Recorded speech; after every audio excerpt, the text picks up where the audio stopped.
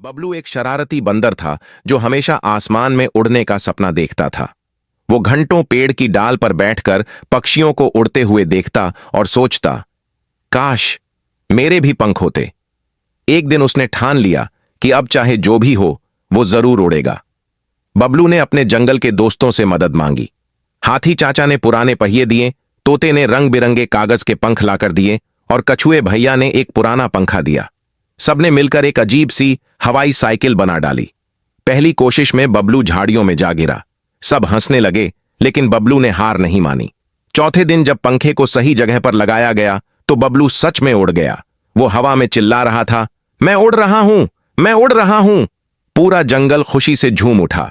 बबलू ने साबित कर दिया कि अगर सपना सच्चा हो और दोस्त साथ हों तो कुछ भी मुमकिन है। अगर आपको यह मजेदार कहानी पसंद आई हो तो ऐसे और प्यारी कहानियों के लिए चैनल को सब्सक्राइब जरूर करें।